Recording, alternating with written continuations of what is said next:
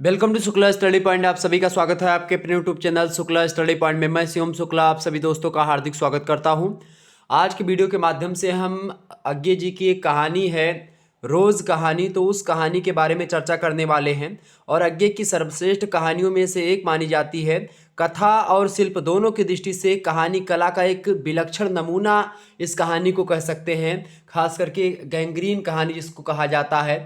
तो देखिए, गैंग्रीन कहानी का पुराना नाम पूछे तो रोज है, या दूसरा नाम पूछे रोज है। रोज कहानी का दूसरा नाम तो गैंग्रीन है। ठीक है, दोनों कहानी एक ही है, लेकिन कुछ दिन लोग रोज कहते हैं उनको, कुछ लोग जो है गैंग्रीन, यानी कि इसके दो नाम है, गैंग्रीन कहानी भी और रोज कहानी भी। अज्ञे ने लिखा है। ठीक है, ये बात थोड़ा सा आप ध्यान रखेंगे। ये कहानी आपके पाठ्यक्रम में संकलित है, बीए थर्ड सेमेस्टर हिंदी साहित्य में। अगर आप हिंदी का विषय वस्तु आपने लिया हुआ है तो हिंदी में आपको गैंग्रीन कहानी पढ़नी पड़ती है। ठीक है, गैंग्रीन कहानी के लेखक यानी रोज कहानी के लेखक अज्ञे जी हैं।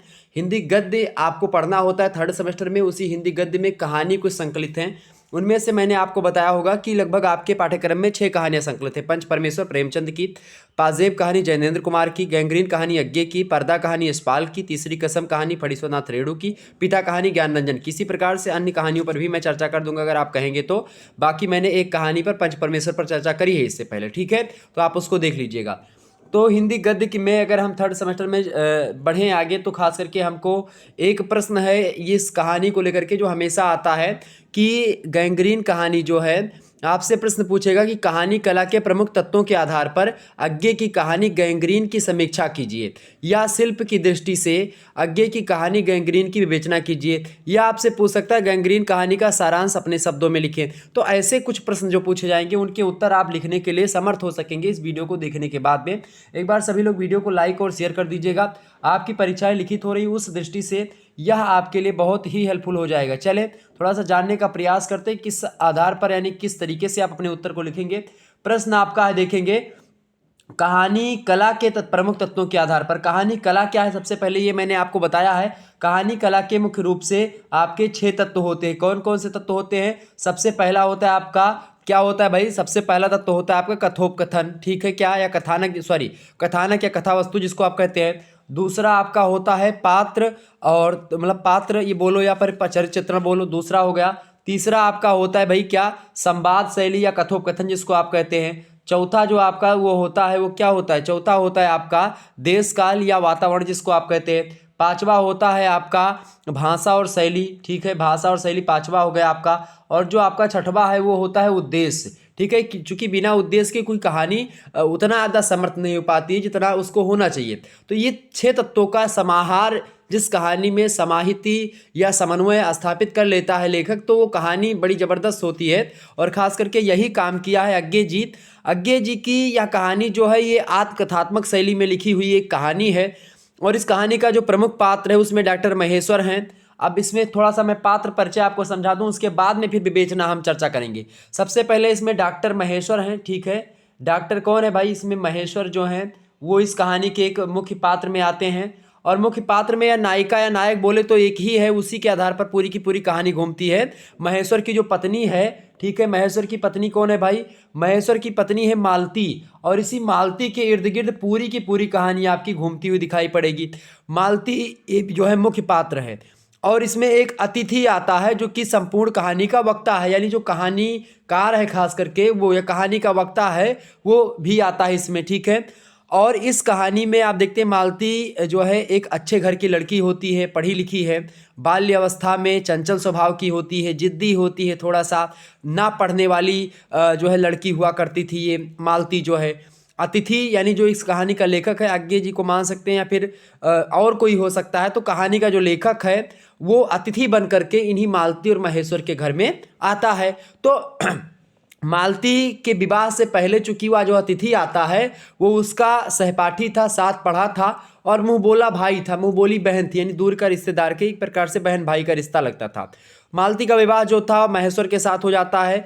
और चूंकि बचपन में जो कन्या ना पढ़ने वाली थी, चंचल थी, गुस्सैल थी, हर चीज उसके था, तुरंत गुस्सा नाक पे चढ़ जाता था, पापा की परी थी वह। और जब शादी हो जाती है जब डॉक्टर महेश्वर के साथ, तो वह एक गांव में डॉक्टर हुआ करता है महेश्वर।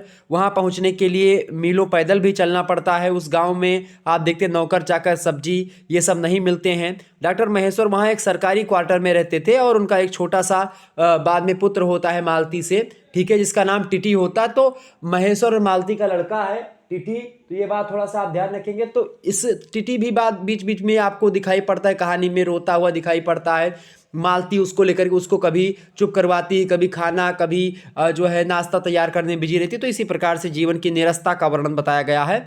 मालती का सहपाठी मालती से मिलने के लिए घर में आता है और चूंकि जो कन्या पहले जो है चंचल स्वभाव की होती है वो जाकर के बाद में नीरसता उसके अंदर आ जाती है। उसका जीवन एकदम से एक मशीन की भांति हो जाता है। उसी का दृश्य पूरा मार्मिक चित्रण प्रस्तुत किया है खास करके अज्ञे जी ने, ठीक है। तो क्या होता है कि जब मालती का सहपाठी मालती से मिलने के लिए उसके घर पे आता है तो मालती को देख करके बहुत दुखी हो जाता है और उसे मालती बहुत अच्छी बहुत दुखी दिखाई पड़ती है। जो मालती बहुत अच्छी पहले शुरुआत में बहुत खुश स्वभाव की दिखाई पड़ती थी, वह मालती उसको थोड़ा सा दूसरी तरीके से दिखाई पड़ती है। अतिथि के आने से मालती को खुशी भी नहीं होती है, नीरसता ऐसे जीवन में है, वह अपने में ही खोई रहती है एकदम से। और अतिथि जब वो आता है तो वह स्वयं से एक प्रकार से क्या करता है, कुछ नहीं पूछती है मालती, कुछ नहीं पूछती क्या हाल चाल है, क्या लोगे क्या नहीं, कुछ नहीं, केवल यही हूँ हाँ हाँ ना में। जब कोई जो है उसका जो सहपाठी था वक्ता जो कहानी का है, जब वो कोई प्रश्न पूछता है तभी उसका हाँ या ना में जवाब मालती देती है, अपनी तरफ से कोई प्रश्न नहीं करती है। ये भी कहानी का एक प्रकार से इस पर थोड़ा सा फोकस करवाया है अज्ञे जी ने कि जो चंचल स्वभाव की थी, कोई आता था तुरंत और क्या हाल चाल है, कैसे हैं, क्या खाएंगे क्या नहीं खाएंगे, तमाम प्रकार के प्रश्नों को, और वो फलाने कैसे हैं, ऐसे पूछने वाली लड़की थी। आज लड़की कुछ भी नहीं पूछ रही है तो आश्चर्यचकित होता है इस बात को लेकर के। यहीं पर पूरा कहानी घूमती रहती है और खास करके जो है मालती का छोटा बेटा हमेशा रोता रहता है। डॉक्टर महेश्वर लगभग 2 बजे तक लौटते हैं, तीनों लोग मिल करके बाद में खाना खाते हैं। मालती जो है मालती से भी खाने को कहा जाता है, पर मालती कहती है कि यहाँ तो रोज़ ही ऐसा होता है, कि रोज़ का यही कारनामा है कि 2 बजे आते फिर खाते हैं, तो तब तक वो ऐसे बैठी रहती। तो इस प्रकार चीज़ें होती है। डॉक्टर महेश्वर को 3 बजे से फिर अस्पताल जाना होता है क्योंकि उनको एक ज़रूरी ऑपरेशन करना है और उसी दिन की बात, जिस दिन ये आता है वक्ता, उसी दिन एक ऑपरेशन करना होता है। और प्रतिदिन 2 बार अस्पताल जाते हैं डॉक्टर महेश्वर वैसे तो, और खाना 2 बजे खाते ही हैं, पानी भी समय पर नहीं आता है वहाँ पर। और ये रोज़ का क्रम यही है कि डेली ऐसे ही होता है।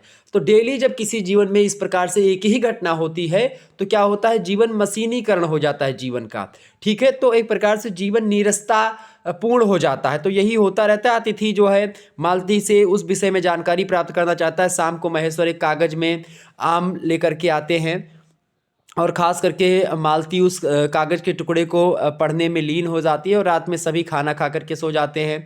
महेश्वर और अतिथि बाहर सोते हैं, मालती बच्चे को लेकर के अंदर सोती है और बच्चा पलंग से नीचे भी गिर जाता है। पर मालती कहती है कि वह तो रोज़ ही गिरता है ऐसे। हर कहानी में जब अतिथि पूछता है कि भाई क्यों गिर गया, कैसे गिर गया, तो बताती रोज़ गिर गया। या जो है जब अतिथि कुछ कहता है कि भाई ये इतना लेट क्यों, तो अच्छा ये रोज़ का कारनामा यही है, ऐसे मालती का उत्तर आता। तो यानी जीवन में निरस्ता आ चुकी, तो उसी जीवन की निरस्ता का वर्णन आप इस कहानी में देख पाएंगे। और फिर बच्चे के साथ क्या होती, मालती सो जाती है। सुबह 4 बजे जो है एक प्रकार से एक मशीन की भांति जो है वो 4 बजे सुबह उठना, 4 बजे सुबह उठ जाती है। पति को चूँकि सुबह अस्पताल में मरीजों को देखने के लिए जाना होता है और इसीलिए वह सुबह उठ जाती है और यही कहानी का पूरा कथानक होता है। इसी के इर्द गिर्द पूरी की पूरी कहानी आपकी घूमती रहती है। बस यही में कहानी है। यहाँ पर जीवन में एक स्त्री की, जो स्त्री इतना चंचल स्वभाव की होती है, उसकी निरस्ता का वर्णन, मशीनीकृत जीवन एक प्रकार से हो जाता है और जीवन की जो सारी सुख सुविधाएं हैं वो मिलते हुए भी, और कुछ सुख सुविधाएं का अभाव भी है, लेकिन फिर भी आप देखते हैं कि वह जो बच्ची खूब चंचल हुआ करती है उसका स्वभाव कैसा बदल जाता है। तो यही सारी चीज़ें हैं। आप थोड़ा सा इसके उत्तर पर थोड़ा सा नज़र डाल लेते हैं। आप कहानी कला के तत्वों के साथ, चूंकि मैंने कहानी का बेस इसीलिए आपको समझाया, अगर बेस आपके समझ में आ गया होगा तो आपको पता चल जाएगा कि भाई कहानी कला के क्या क्या तत्व हैं, समझें। तो प्रश्न आपका यही है, देखें कि कहानी कला के प्रमुख तत्वों के आधार पर अज्ञे की कहानी गैंग्रीन की समीक्षा कीजिए, अथवा शिल्प की दृष्टि से अज्ञे की कहानी गैंग्रीन की विवेचना की। दोनों का मतलब एक है। शिल्प माने होता है आपका यही होता है, जो कहानी कला होती है इसी को शिल्प कहा जाता है। ठीक है, भाव पक्ष एक होता है, एक होता है शिल्प पक्ष। काव्य में खास करके भाव पक्ष का ज़्यादा वर्णन होता है, लेकिन आप अगर नाटक कहानीकार इसमें देखते तो इसमें खास करके शिल्प पक्ष की दृष्टि से शिल्प ज़्यादा अधिक महत्वपूर्ण होता है, खास करके भाव पक्ष के। भाव पक्ष और शिल्प पक्ष, भाव पक्ष माने होता है जहाँ पर संवेदनाएं जुड़ी हुई होती हैं, और शिल्प पक्ष का मतलब होता है जिसमें आप का एक प्रकार से कलात्मक सौंदर्य दिखाई पड़ता है। कलात्मक सौंदर्य का मतलब क्या होता है भैया? कलात्मक सौंदर्य के मतलब होता है कि जैसे कि आपके भाषा कैसे, शैली कैसी है, आप जो है आपने किस तरीके से, कितना अच्छे तरीके से शब्दों का चयन किया है, प्रयोग किया है, किस आधार पर आपने, क्या उद्देश्य है लिखने का, ये तमाम प्रकार के पहलू जो कहानी कला के तत्व है, देश काल, कथानक, वातावरण, जो है पात्र परिचय आपने कैसे दिलवाया है, पात्रों के बीच में जो संवाद यानी डायलॉग दिए हैं वो कौन कौन से डायलॉग दिए हैं, ये सब चीज़ें। ठीक है, आइए समझते हैं।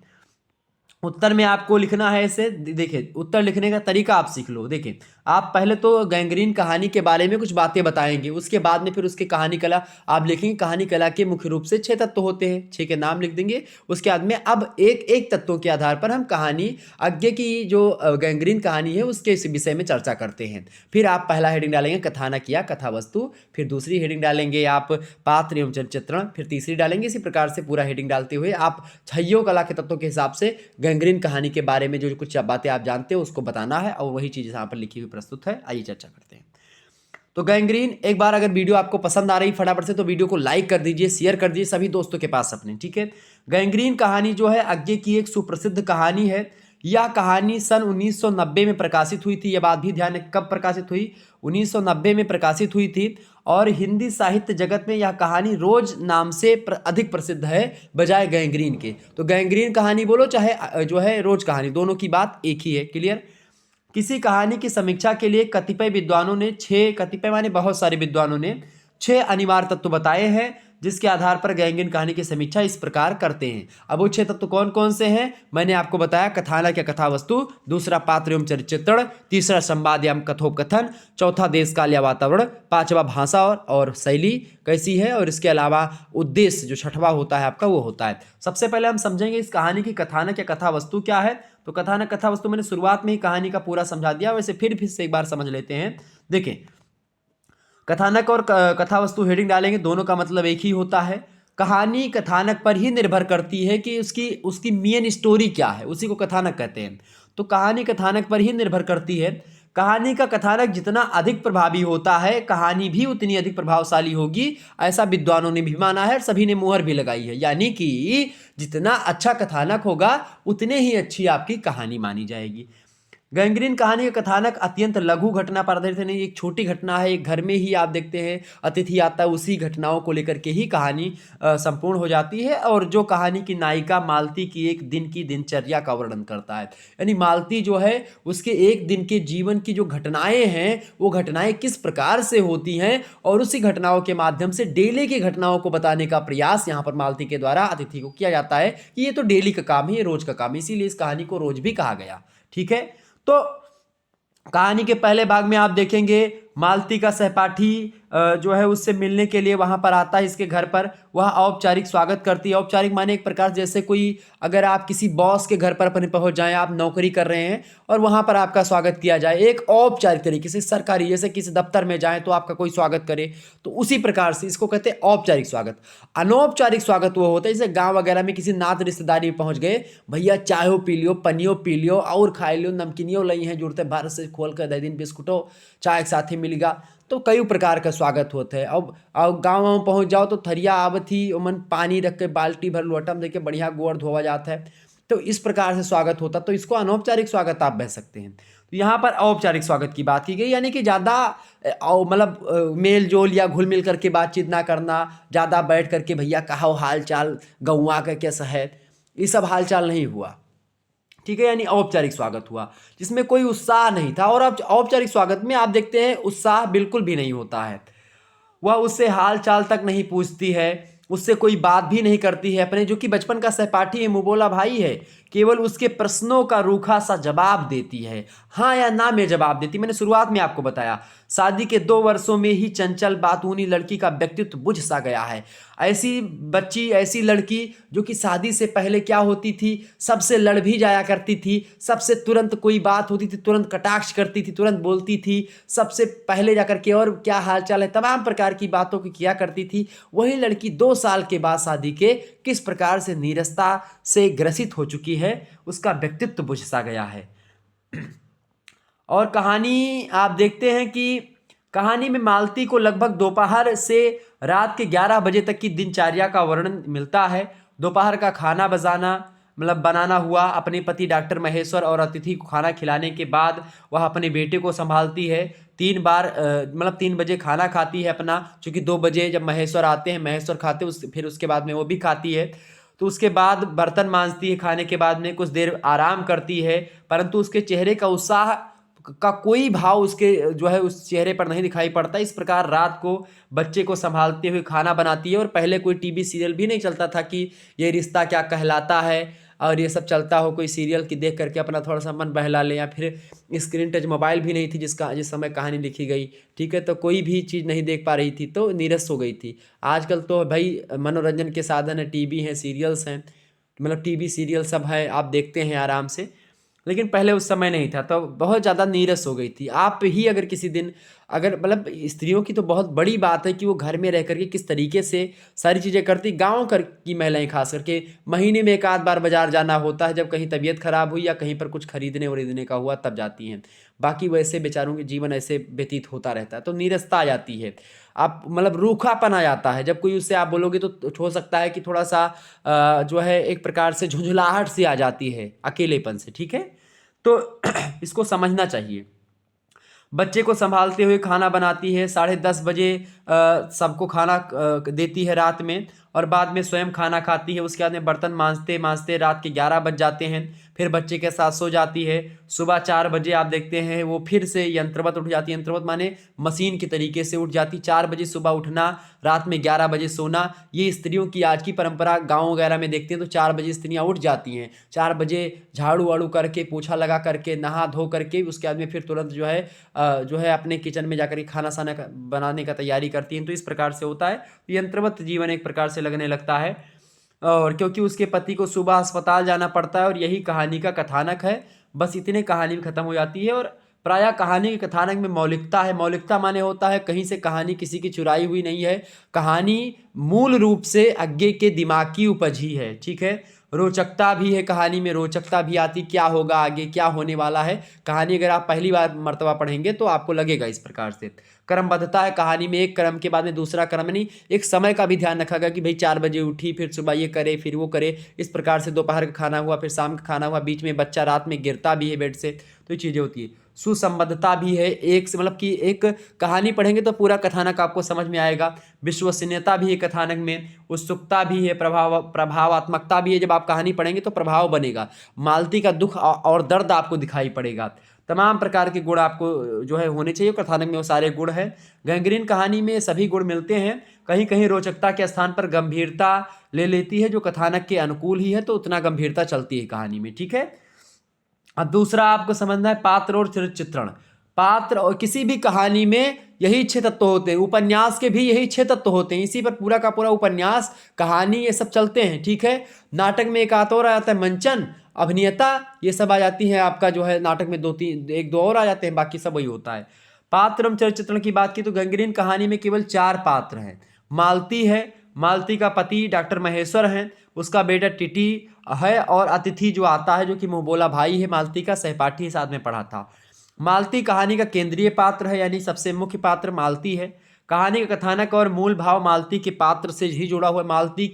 मालती का विवाह ही महेश्वर से होता, तो इस प्रकार से महेश्वर का आ जाना भी कहानी में स्वाभाविक सा होता है। और चूंकि मालती से ही जुड़ा हुआ है, मालती का जो सहपाठी है और मालती से जुड़ा हुआ ही उसका बच्चा, यानी कि मालती के इर्द गिर्द ही पात्र जो है आपके घूमते हैं, और मालती केंद्रीय पात्र है। अन्य पात्र भी उसके व्यक्तित्व को उभारने में सहायक भूमिका निभाते हैं। मालती बचपन में चंचल, शरारती तथा जीवन से भरपूर हुआ करती थी, परंतु शादी के बाद 2 वर्षों के बाद आप देखते हैं जीवन निराशा में परिवर्तित हो जाता है उसका। डॉक्टर महेश्वर उसका पति है, जो अपने पेशे से जुड़ा हुआ है। परिवार की तरफ उसका कोई दायित्व तो नहीं है।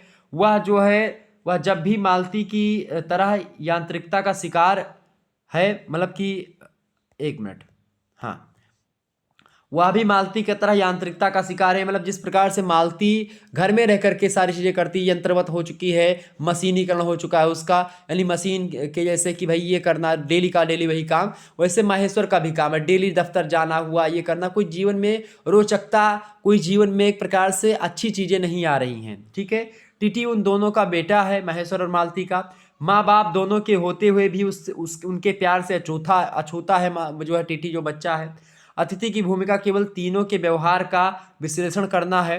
ठीक है, प्रस्तुत कहानी में केवल मालती ही प्रमुख पात्र है जिसका प्रभावी चित्रण कहानी में आपको दिखाई पड़ता है और अन्य पात्र भी कहानी की प्रभावी भूमिका निभाते हैं। इस प्रकार प्रस्तुत कहानी में ये पात्र एवं चरित्र चित्रण कहानी के कथानक के अनुकूल ही प्रयोग किया गया है, यानी जिस प्रकार से जिस हिसाब से कथानक है उस हिसाब से जो है कहानी के पात्र आए हैं। ठीक है, ये भी बड़ा जबरदस्त, इसमें कोई दो राय नहीं है। तीसरा जो होता है किसी कहानी में वो होता है संवाद या कथोपकथन, जिसको आप डायलॉग कहते हैं। ठीक है, समझें, पात्रों की परस्पर बातचीत जो होती है पात्रों के बीच में, उसी को संवाद कहते हैं। संवाद कहानी का महत्वपूर्ण तत्व माना जाता है। संवादों के माध्यम से ही पात्रों का चरित्र जो होता है ये उभर करके सामने आता है। गैंग्रीन या रोज कहानी की बात की जाए तो मनोवैज्ञानिक कहानी है, मनोविश्लेषणात्मक शैली में लिखी गई कहानी। चूंकि सिगमंड फ्रायड जो है उनका जो मनोविश्लेषणवाद का सिद्धांत है वो आपको बता दूं कि वो आगे के ऊपर आपको दिखाई पड़ता है, यानी आगे की कहानियां मनोविश्लेषणवाद के धरातल से उभर करके सामने आती हैं। ठीक है, इनका प्रभाव विदेशी प्रभाव है खास करके। ठीक है, ये बात आप ध्यान रखेंगे थोड़ा सा। तो मनोवैज्ञानिक और मनोविश्लेषण धरातल पर ये कहानी जो है आपको दिखाई पड़ती है। ठीक है, ये बात ध्यान रखेंगे आगे की जो कहानी है। इसके अलावा मैं थोड़ा सा और आपको दिखाने का प्रयास करता हूँ यहाँ पर। तो मनोवैज्ञानिक धरातल पर है तो उसमें संवादों की भूमिका थोड़ी सी और बढ़ जानी स्वाभाविक सी होती है, और गैंग्रीन कहानी की जो संवाद योजना है खास करके अत्यंत प्रभावशाली है। यह संवाद प्रायः संक्षिप्त है, सरल है और रोचक है। क्यों रोचक है इसको थोड़ा सा समझना पड़ेगा। ठीक है,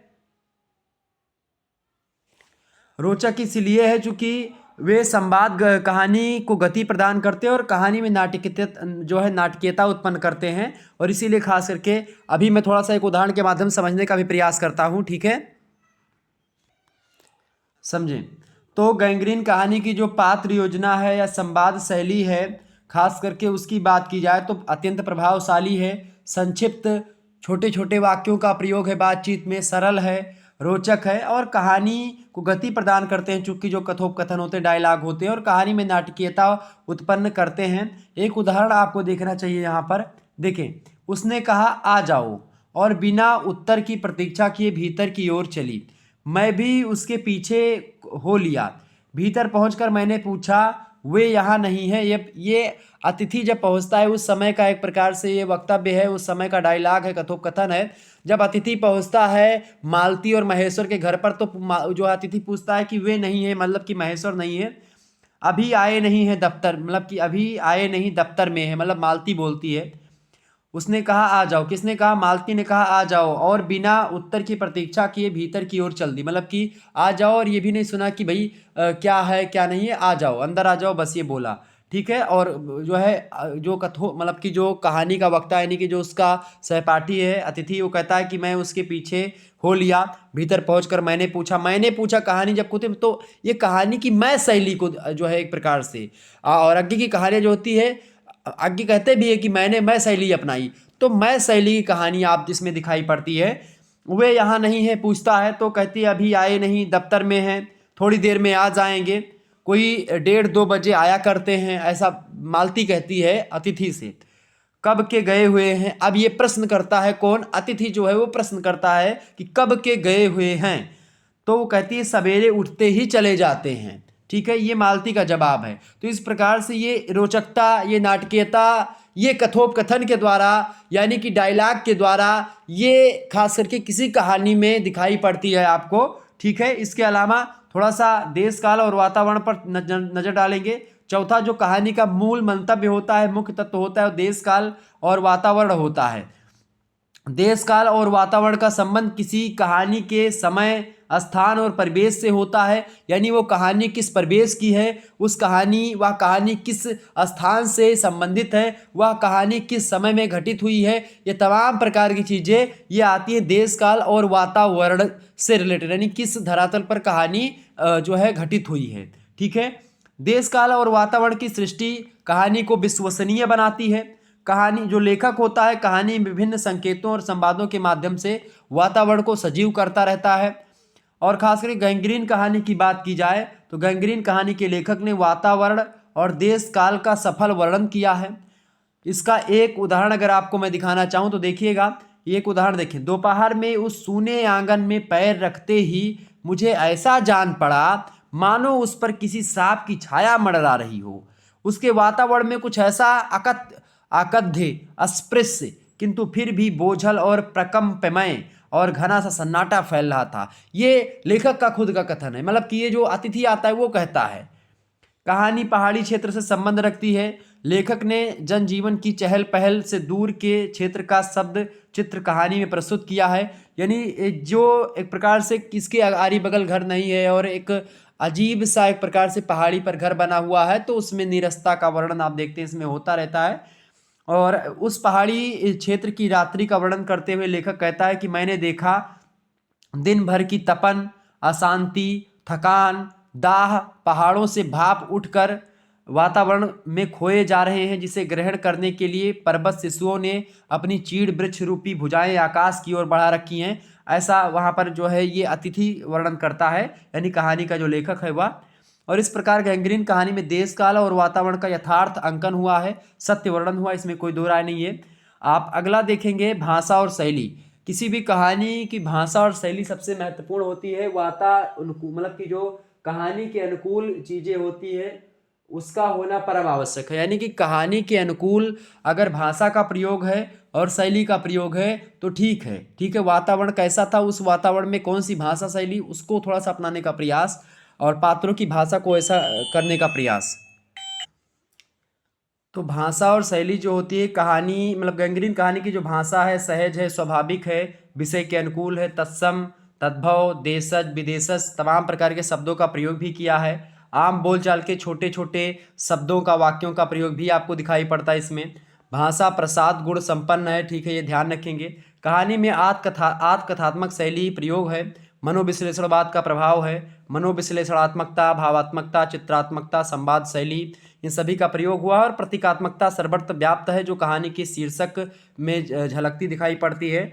आप देखिएगा कि यज्ञ की जो कहानी यह है, इसका उद्देश्य क्या है, इसको थोड़ा सा समझते हैं। इस कहानी का उद्देश्य जो है भाई, आप देखेंगे उद्देश्य खास करके प्रत्येक साहित्यिक रचना का कोई ना कोई उद्देश्य अवश्य होता है। प्रस्तुत कहानी गैंग्रीन का उद्देश्य जो है नारी जीवन की उस समस्या को उजागर करना जिसके कारण नारी एक बंधी बंधाई लकीर पर मशीन की भांति भावना शून्य जीवन व्यतीत करती है। कहानी जीवन कोई एक रास्ता से उत्पन्न निरस्ता को व्यक्त करती है। प्रतिदिन एक सी दिनचर्या का वर्णन करने के कारण संभवतः इस कहानी का नाम रोज रखा गया होगा। मालती के पति डॉक्टर महेश्वर की व्यस्त दिनचर्या, चहल पहल विहीन पर्वतीय प्रदेश उसके जीवन की निरस्ता में वृद्धि कर देते हैं। और कुल मिलाकर के इस उपयुक्त विवेचन के आधार पर कहा जा सकता है कि गैंग्रीन कहानी जो है कहानी कला के तत्वों के आधार पर देखा जाए तो एक सफल रचना है, जो कहानी की सभी अनिवार्य तत्वों की कसौटी पर खरी उतरती है। लघु आकार के कथानक के कारण से छोटा है कहानी, चूंकि छोटी कहानी है इसके कारण से कहानी की पात्रों विशेषता मालती के चरित्र का यथार्थ चित्रण हो सका है, जो मनोविश्लेषणात्मकता के आधार पर कहानी को सफल बनाता है। निश्चित तौर पर ये कहानी जबरदस्त है, इतना अगर आप लिख देंगे हो जाएगा। जियोग्राफी का महासंग्राम का पार्ट 2 आप देख लीजिएगा, अपलोडेड है। ठीक है, धन्यवाद, मिलते हैं हम नेक्स्ट वीडियो में, तब तक के लिए जय हिंद जय भारत। आप सभी का बहुत बहुत धन्यवाद हमारे जुड़ने के लिए। Good night, all of you, सभी लोगों का बहुत बहुत धन्यवाद।